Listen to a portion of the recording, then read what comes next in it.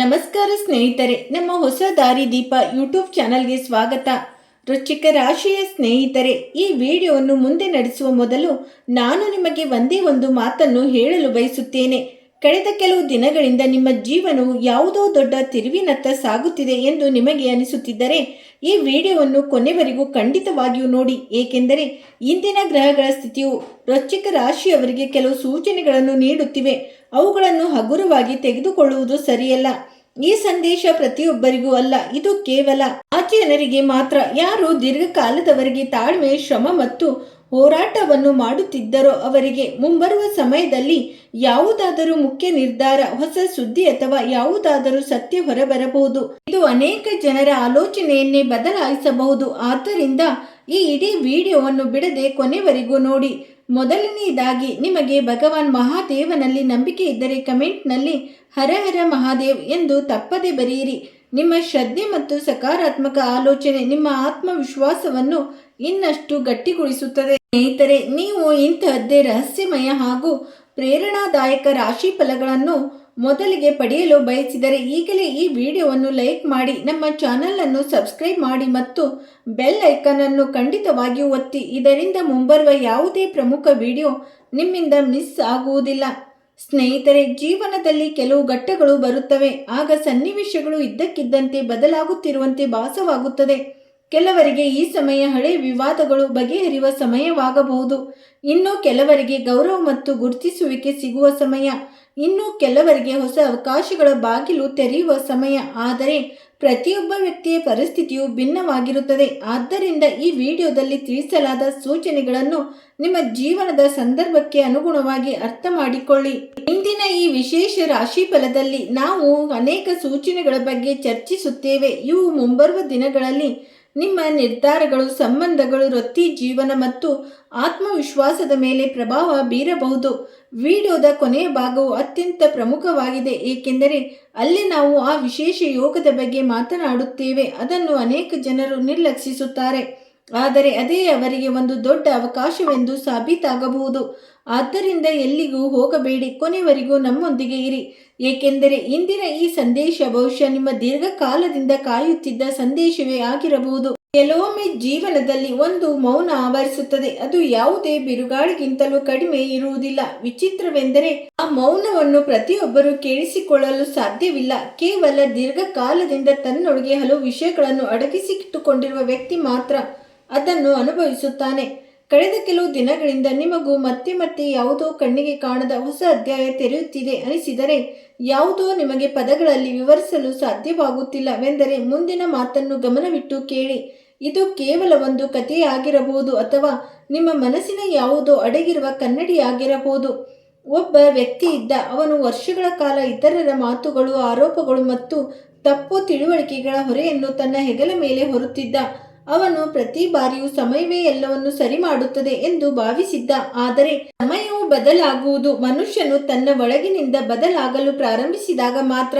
ಅವನ ಜೀವನದಲ್ಲಿ ಒಂದು ದಿನ ಬಂದಿತು, ಆಗ ಅವನಿಗೆ ಈಗ ಎಲ್ಲವೂ ಮುಗಿದು ಹೋಯಿತು ಎಂದು ಅನಿಸಿತು. ಅದೇ ರಾತ್ರಿ ಅವನಿಗೆ ಒಂದು ಕನಸು ಬಿದ್ದಿತ್ತು. ಆ ಕನಸಿನಲ್ಲಿ ಯಾವುದೇ ಮುಖವಿರಲಿಲ್ಲ, ಕೇವಲ ಒಂದು ಬಾಗಿಲಿತ್ತು. ಅದು ಮೆಲ್ಲನೆ ತೆರೆಯುತ್ತಿತ್ತು. ಬಾಗಿಲಿನ ಆಚೆ ಏನಿದೆ ಎಂಬುದು ಅವನಿಗೆ ಕಾಣಿಸಲಿಲ್ಲ. ಆದರೆ ಎಚ್ಚರಗೊಂಡ ನಂತರ ಅವನ ಮನಸ್ಸಿನಲ್ಲಿ ಒಂದು ವಿಚಿತ್ರ ಶಾಂತಿ ಇತ್ತು. ಯಾವುದೋ ಅದೃಶ್ಯ ಶಕ್ತಿಯು ಪ್ರತಿ ಮುಚ್ಚಿದ ಹಾದಿಯ ಹಿಂಭಾಗದಲ್ಲೂ ಒಂದು ಹೊಸ ದಾರಿ ಅಡಗಿರುತ್ತದೆ ಎಂದು ಹೇಳುತ್ತಿರುವಂತಿತ್ತು. ನಿಮಗೂ ಎಂದಾದರೂ ಇಂಥ ಅನುಭವ ಆಗಿರಬಹುದು. ನೀವು ಯಾರನ್ನು ಪೂರ್ಣವಾಗಿ ನಂಬಿದ್ದೀರಿ, ಆದರೆ ಪ್ರತಿಯಾಗಿ ಕೇವಲ ಮೌನವೇ ಸಿಕ್ಕಿರಬಹುದು. ನಿಮ್ಮ ಶ್ರಮದ ಯಶಸ್ಸನ್ನು ಬೇರೆ ಯಾರು ಪಡೆದುಕೊಂಡಿರಬಹುದು. ಈ ಪ್ರಪಂಚವು ನಿಮ್ಮನ್ನು ಅರ್ಥ ಮಾಡಿಕೊಳ್ಳಲು ಪ್ರಯತ್ನವೇ ಮಾಡಲಿಲ್ಲ ಎಂದು ಅನಿಸಿರಬಹುದು. ಇಂತಹ ಅನುಭವಗಳು ಮನುಷ್ಯನನ್ನು ಹೊರಗಿನಿಂದ ಅಲ್ಲ, ಒಳಗಿನಿಂದ ಬದಲಾಯಿಸಿ ಬಿಡುತ್ತವೆ. ಆದರೆ ಪ್ರತಿಯೊಂದು ಬದಲಾವಣೆಯು ವಿನಾಶವಲ್ಲ. ಅನೇಕ ಬಾರಿ ಅದೇ ಬದಲಾವಣೆಯು ಮುಂದೆ ದೊಡ್ಡ ಶಕ್ತಿಯಾಗಿ ಮಾರ್ಪಡುತ್ತದೆ.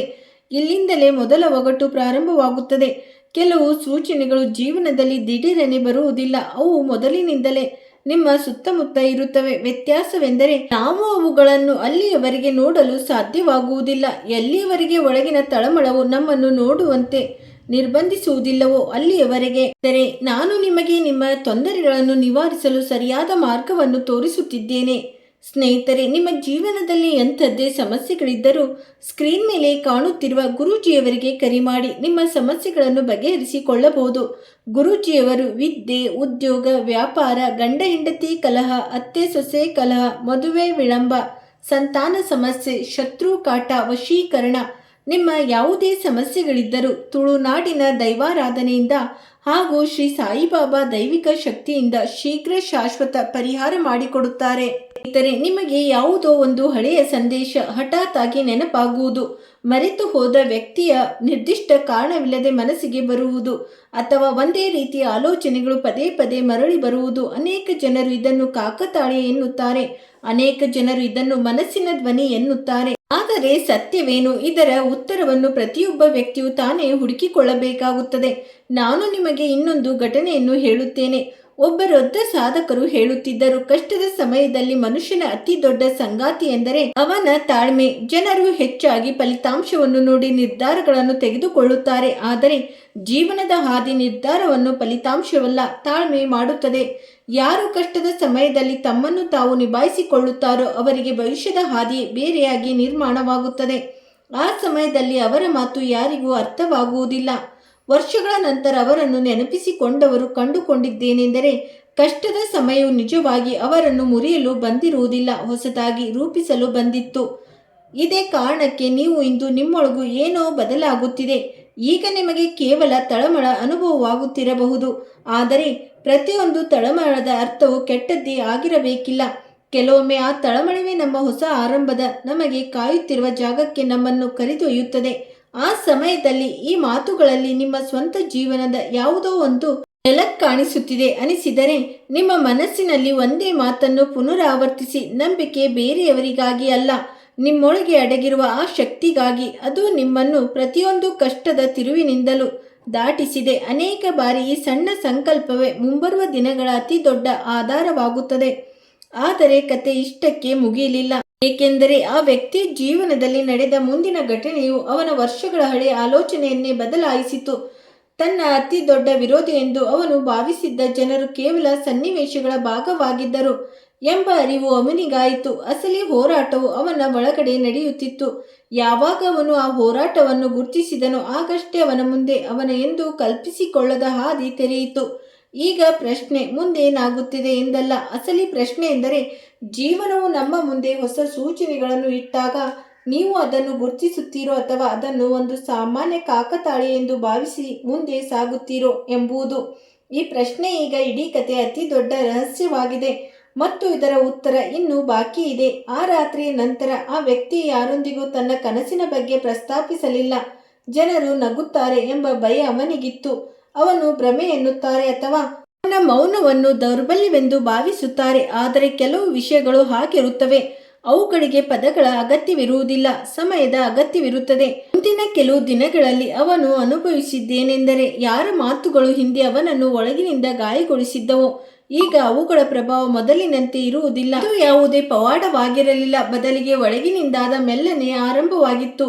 ನಂತರ ಒಂದು ಬೆಳಿಗ್ಗೆ ಅವನಿಗೆ ಒಬ್ಬ ವೃದ್ಧರ ಭೇಟಿಯಾಯಿತು. ಆ ವೃದ್ಧರು ಯಾವುದೇ ಪರಿಚಯವನ್ನು ಕೇಳದೆ ಕೇವಲ ಯಾವುದೇ ಮನುಷ್ಯನ ಜೀವನದಲ್ಲಿ ಹಳೆಯ ಅಧ್ಯಾಯಗಳು ಮುಚ್ಚಲು ತೊಡಗಿದಾಗ ಮೊದಲು ಅವನ ಸುತ್ತಮುತ್ತಲಿನ ಗದ್ದಲ ಹೆಚ್ಚಾಗುತ್ತದೆ.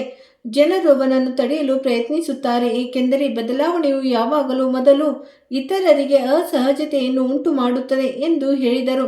ಇದನ್ನು ಕೇಳಿ ಅವನು ಆಶ್ಚರ್ಯಚಕಿತನಾದ. ಅವನು ಆ ವೃದ್ಧನಿಗೆ ಎಂದಿಗೂ ತನ್ನ ಕಥೆಯನ್ನು ಹೇಳಿರುವುದಿಲ್ಲ. ಹಾಗಾದರೆ ಅವರಿಗೆ ಹೇಗೆ ತಿಳಿಯಿತು ಅವನ ಬಳಿ ಏನು ನಡೆಯುತ್ತಿದೆ ಎಂದು? ಅವನ ಉತ್ತರವನ್ನು ಕೇಳಲು ಬಯಸಿದ, ಆದರೆ ಆ ವೃದ್ಧರು ಮುಗುಳ್ನಕ್ಕು ಮುಂದೆ ಸಾಗಿದರು. ಹಿಂತಿರುಗಿ ನೋಡಿದಾಗ ಅವರು ಎಲ್ಲೂ ಕಾಣಿಸಲಿಲ್ಲ. ಆ ಭೇಟಿಯು ನಿಜವಾದದ್ದೇ ಅಥವಾ ಕೇವಲ ಒಂದು ಸೂಚನೆ ಎಂಬುದು ಅವನಿಗೆ ಇಂದಿಗೂ ಅರ್ಥವಾಗಲಿಲ್ಲ.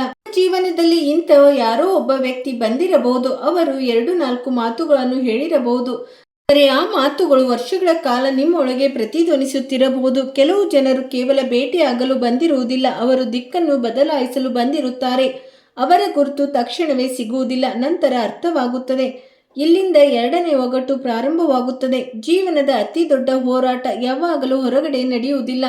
ಅನೇಕ ಬಾರಿ ಅತಿ ಕಷ್ಟಕರವಾದ ಹೋರಾಟವೆಂದರೆ ಎದುರುಗಡೆ ಯಾವುದೋ ಶತ್ರು ಇಲ್ಲದಿರುವುದು, ಕೇವಲ ತನ್ನ ಸ್ವತಃ ಮನಸ್ಸಿನ ಪ್ರಶ್ನೆಗಳಿರುತ್ತವೆ. ನಾನು ಸರಿ ಇದ್ದೇನೆ, ನಾನು ತುಂಬಾ ತಡ ಮಾಡಿದ್ದೇನೆ. ಈಗಲೂ ಏನಾದರೂ ಬದಲಾಯಿಸಲು ಸಾಧ್ಯವಿದೆ ಎಂದು ಪ್ರಶ್ನೆಗಳು ಮೂಡುತ್ತವೆ. ಇವು ಆ ಮನುಷ್ಯನ ಶಕ್ತಿಯೂ ಆಗುತ್ತವೆ ಮತ್ತು ದೌರ್ಬಲ್ಯವೂ ಆಗುತ್ತವೆ. ಆ ವ್ಯಕ್ತಿಯು ಇನ್ನು ಮುಂದೆ ಪ್ರತಿಯೊಂದು ವಿಷಯಕ್ಕೂ ತಕ್ಷಣ ಉತ್ತರ ಹುಡುಕುವುದಿಲ್ಲ ಎಂದು ನಿರ್ಧರಿಸಿದನು. ಅವನು ಕೇವಲ ಗಮನಿಸಲು ಪ್ರಾರಂಭಿಸಿದನು. ಹಿಂದೆ ಯಾವಾಗಲೂ ತನ್ನ ಸುತ್ತಲೂ ಇರುತ್ತಿದ್ದ ಜನರು ಈಗ ನಿಧಾನವಾಗಿ ದೂರ ಆಗತೊಡಗಿದ್ದಾರೆ ಮತ್ತು ಎಂದಿಗೂ ತನ್ನ ಕಡೆ ಗಮನ ಕೊಡದಿದ್ದವರು ಕಾರಣವಿಲ್ಲದೆ ತನ್ನ ಕುಶಲವನ್ನು ವಿಚಾರಿಸುತ್ತಿದ್ದಾರೆ ಎಂದು ಅವನು ಕಂಡುಕೊಂಡನು. ಜೀವನವು ಯಾವುದೋ ಅದೃಶ್ಯ ರೀತಿಯಲ್ಲಿ ತನ್ನ ಇಸ್ಪೇಟ್ ಎಲೆಗಳನ್ನು ಬದಲಾಯಿಸುತ್ತಿದೆ ಎಂದು ಅವನಿಗೆ ಅನಿಸಿತು.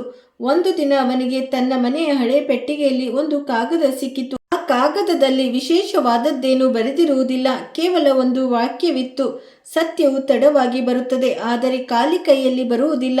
ಅವನು ಆ ಸಾಲನ್ನು ಹಲವು ಬಾರಿ ಓದಿದನು, ಎಷ್ಟೋ ಬಾರಿ ಇದು ಕೇವಲ ಒಂದು ವಾಕ್ಯವಲ್ಲ, ಬದಲಿಗೆ ತನ್ನ ಇಡೀ ಜೀವನದ ಉತ್ತರ ಎಂದು ಅವನಿಗೆ ಅನಿಸಿತು. ಸ್ನೇಹಿತರೆ, ಈ ಸಮಯದಲ್ಲಿ ನಿಮ್ಮ ಮನಸ್ಸಿನಲ್ಲೂ ಇಂಥದ್ದೇ ಯಾವುದೋ ವಿಷಯ ಓಡಾಡುತ್ತಿರಬಹುದು.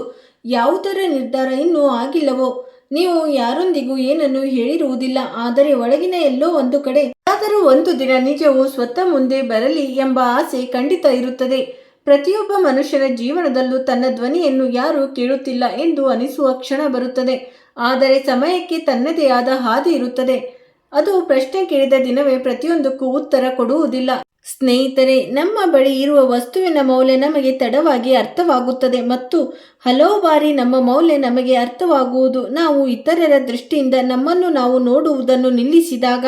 ಈ ಮಾತುಗಳಲ್ಲಿ ನಿಮ್ಮ ಜೀವನದ ಯಾವುದೇ ಝಲಕ್ ನಿಮಗೆ ಕಾಣಿಸುತ್ತಿದ್ದರೆ ನಿಮ್ಮ ಮನಸ್ಸಿನಲ್ಲಿ ಒಂದು ಪದವನ್ನು ಪುನರಾವರ್ತಿಸಿ: ಬೆಳಕು ಯಾವುದೇ ಪ್ರದರ್ಶನಕ್ಕಾಗಿ ಅಲ್ಲ, ಬದಲಿಗೆ ನಿಮಗೆ ಮೊದಲ ಬಾರಿಗೆ ಕತ್ತಲೆ ಎಂದಿಗೂ ಇರುವುದಿಲ್ಲ ಎಂಬ ಅರಿವಾಗುವ ಆ ಕ್ಷಣಕ್ಕಾಗಿ. ಸ್ನೇಹಿತರೆ, ಪ್ರತಿಯೊಂದು ಮುಚ್ಚಿದ ಬಾಗಿಲು ಸೋಲಿನ ಸಂಕೇತವಲ್ಲ. ಹಲವು ಬಾರಿ ಅದು ನಿಮ್ಮನ್ನು ನಿಮಗಾಗಿ ರೂಪುಗೊಳ್ಳದ ದಾರಿಯಿಂದ ತಪ್ಪಿಸಲು ಮಾತ್ರ ಬಂದಿರುತ್ತದೆ ಮತ್ತು ಪ್ರತಿಯೊಂದು ಹೊಸ ಮುಂಜಾನೆಯು ನಿಮ್ಮ ಜೀವನದ ಮುಂದಿನ ಸಾಲನ್ನು ಮೊದಲಿನಂತೆ ಕೊಂಚ ಹೆಚ್ಚು ಧೈರ್ಯ, ಕೊಂಚ ಹೆಚ್ಚು ತಾಳ್ಮೆ ಮತ್ತು ಕೊಂಚ ಹೆಚ್ಚು ನಂಬಿಕೆಯೊಂದಿಗೆ ಬರೆಯುವ ಅವಕಾಶವನ್ನು ತರುತ್ತದೆ. ಸ್ನೇಹಿತರೆ, ಪ್ರತಿ ಬಾರಿಯೂ ಒಬ್ಬ ವ್ಯಕ್ತಿ ತನ್ನ ಅಂತರಾಳದಲ್ಲಿ ಒಂದು ಹೊಸ ನಿರ್ಧಾರವನ್ನು ತೆಗೆದುಕೊಂಡಾಗ ಅದೇ ಕ್ಷಣದಲ್ಲಿ ಒಂದು ಹೊಸ ಕತೆ ಜನ್ಮ ತಾಳುತ್ತದೆ.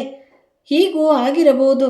ಅದೇನೆಂದರೆ ಮುಂದಿನ ಕತೆ ನಿಮ್ಮದೇ ಆಗಿರುತ್ತದೆ. ಸ್ನೇಹಿತರೆ, ಮುಂದಿನ ದಿನಗಳಲ್ಲಿ ನೀವು ಜಾಗರೂಕರಾಗಿರಬೇಕೆಂದು ನಿಮ್ಮ ಅದೃಷ್ಟದ ನಕ್ಷತ್ರಗಳು ಹೇಳುತ್ತಿವೆ. ನೀವು ಪ್ರತಿಯೊಬ್ಬರನ್ನು ನಂಬುವ ಮನಸ್ಥಿತಿಯಲ್ಲಿರುತ್ತೀರಿ. ಇದರ ಅನಾನುಕೂಲವೆಂದರೆ ನಿಮ್ಮ ಒಳಿತನ್ನು ಬಯಸಿದ ವ್ಯಕ್ತಿಯೊಂದಿಗೂ ಸಹ ನೀವು ನಿಮ್ಮ ಮನಸ್ಸಿನ ಮಾತುಗಳನ್ನು ಹಂಚಿಕೊಳ್ಳಬಹುದು. ಆದ್ದರಿಂದ ಸ್ನೇಹಿತರೆ, ಮೊದಲು ಅಂಥ ವ್ಯಕ್ತಿಗಳ ಬಗ್ಗೆ ಸರಿಯಾಗಿ ಪರಿಶೀಲನೆ ನಡೆಸಿ ಮತ್ತು ಮಾತನಾಡುವಾಗ ನಿಮ್ಮ ಪದಗಳನ್ನು ಯೋಚಿಸಿ ಬಳಸಿ, ಇಲ್ಲದಿದ್ದರೆ ತೊಂದರೆಯಾಗಬಹುದು. ನೀವು ಕಳೆದ ಕೆಲವು ಸಮಯದಿಂದ ಕೆಲಸದ ಸ್ಥಳದಲ್ಲಿ ಅಥವಾ ಮನೆಯಲ್ಲಿ ಯಾರದ್ದಾದರೂ ಮಾತಿಗೆ ಅಸಮ್ಮತಿ ಹೊಂದಿದ್ದರೆ ಇಂದು ಸ್ನೇಹದ ಹಸ್ತ ಚಾಚಲು ತುಂಬಾ ಒಳ್ಳೆಯ ಸಮಯ. ನಿಮ್ಮ ಆತ್ಮೀಯತೆಯು ನಿಮ್ಮತ್ತ ಇತರರನ್ನು ಆಕರ್ಷಿಸುತ್ತದೆ. ಆದರೆ ಸ್ನೇಹಿತರೆ, ನೀವು ಸ್ವತಂತ್ರ ಬಯಕೆ ಮತ್ತು ಭಾವನಾತ್ಮಕ ಭದ್ರತೆಯ ನಡುವೆ ಸಿಲುಕಿಕೊಂಡಂತೆ ಭಾಸವಾಗಬಹುದು. ಒಟ್ಟಿನಲ್ಲಿ ಸ್ನೇಹಿತರೆ, ನಿಮ್ಮ ಜೀವನದಲ್ಲಿ ಅತ್ಯಂತ ದೊಡ್ಡ ಪವಾಡದಂತ ಬದಲಾವಣೆ ನಡೆಯಲಿದೆ. ಅದನ್ನು ನೋಡಿ ನಿಮಗೂ ಸಂತೋಷವಾಗುತ್ತದೆ ಮತ್ತು ನನಗೂ ಕೂಡ ಸಂತೋಷವಾಗುತ್ತದೆ. ನಿಮ್ಮ ಜೀವನದಲ್ಲಿ ಪ್ರತಿಯೊಂದು ರೀತಿಯ ಸುಖ ಸೌಕರ್ಯಗಳು ಬರಲಿ ಮತ್ತು ನೀವು ಸಂತೋಷದಿಂದ ಜೀವನ ನಡೆಸಲಿ ಎಂಬುದೇ ನನ್ನ ಆಶಯ. ಸ್ನೇಹಿತರೆ, ನಾನು ನಿಮಗೆ ಈ ವಿಡಿಯೋದ ಮೂಲಕ ಎಲ್ಲವನ್ನು ಅತ್ಯಂತ ಸ್ಪಷ್ಟವಾಗಿ ತಿಳಿಸಿದ್ದೇನೆ. ಸಣ್ಣ ಸಣ್ಣ ಕಥೆಯನ್ನು ಕೂಡ ಹೇಳಿದ್ದೇನೆ. ನಿಮಗೆ ಇಂದಿನ ಈ ವಿಡಿಯೋ ಸ್ವಲ್ಪವಾದರೂ ಇಷ್ಟವಾಗಿದ್ದರೆ ವಿಡಿಯೋವನ್ನು ಲೈಕ್ ಮಾಡಿ, ಚಾನಲ್ ಅನ್ನು ಸಬ್ಸ್ಕ್ರೈಬ್ ಮಾಡಿ ಮತ್ತು ನಿಮ್ಮ ಆತ್ಮೀಯರಿಗೆ ಈ ವಿಡಿಯೋವನ್ನು ಶೇರ್ ಮಾಡಿ. ಸ್ನೇಹಿತರೆ, ಇಂದಿಗೆ ಇಷ್ಟೇ. ನೀವು ನಿಮ್ಮ ಕಾಳಜಿ ವಹಿಸಿ. ವಿಡಿಯೋ ನೋಡಿದ್ದಕ್ಕಾಗಿ ಧನ್ಯವಾದಗಳು.